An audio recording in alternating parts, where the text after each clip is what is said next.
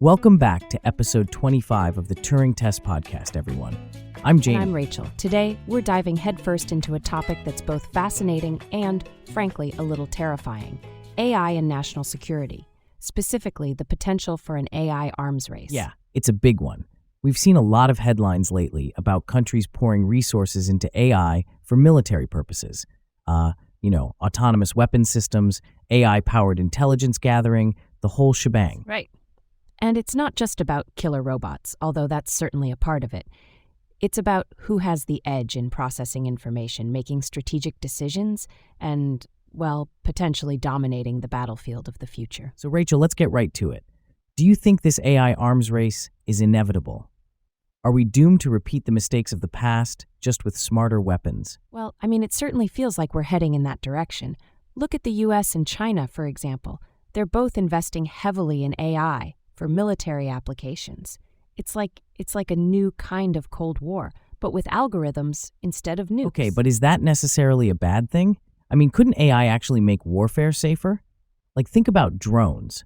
They can take out targets with much greater precision than traditional bombs, potentially minimizing civilian casualties. Oh, come on, Jamie. That's a pretty simplistic view. First of all, drones are still controlled by humans, so they're not truly autonomous. And even then, there have been plenty of instances of civilian casualties.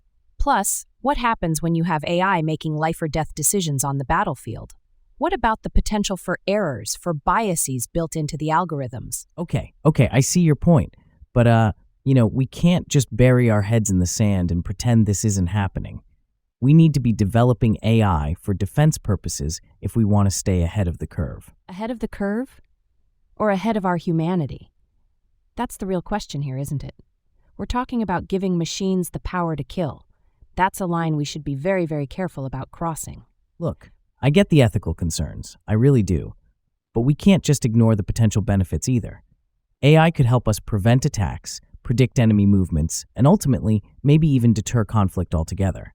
Deter conflict? How? By making the prospect of war so terrifying that no one dares to start one?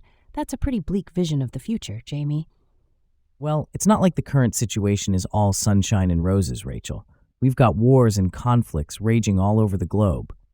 Maybe, just maybe, AI could be part of the solution. Or maybe it'll just make things worse. Think about the potential for hacking, for AI systems being manipulated or turned against their creators. It's a Pandora's box, and once we open it, we might not be able to close it again. Okay, so what's the alternative? Just sit back and let other countries develop AI weapons while we twiddle our thumbs. That doesn't seem like a very smart strategy. No, of course not. But we need to be approaching this with extreme caution.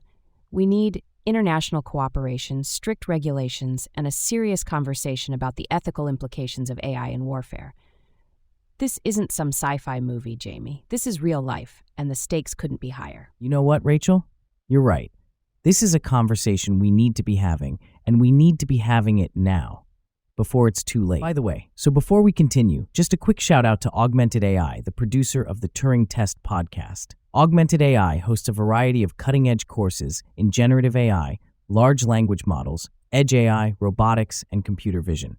You can get a free generative AI course at bit.ly/Turing Test Podcast, or go to www.augmentedstartups.com. So, Jamie, where do we go from here? What can we, as individuals, do to influence the direction of this AI arms race? Well, for starters, we can stay informed, read articles, listen to podcasts like this one, and educate ourselves about the issues.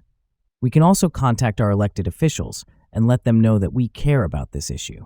And we can support organizations that are working to promote responsible AI development and prevent an AI arms race. There are a lot of smart people out there working on this, and they need our support. Absolutely. And maybe, just maybe, if enough of us speak up, we can help steer this technology in a more positive direction. I hope you're right, Jamie. I really do. Because the future of humanity might just depend on it. This isn't just about national security, it's about global security. It's about the kind of world we want to live in and the kind of future we want to leave for our children. Well said, Rachel. Well said. And on that somewhat sobering note, we're going to wrap up this episode of the Turing Test Podcast. Thanks for listening, everyone. And lastly, Don't forget to check out Augmented AI University to upgrade your skills and become an AI expert fast.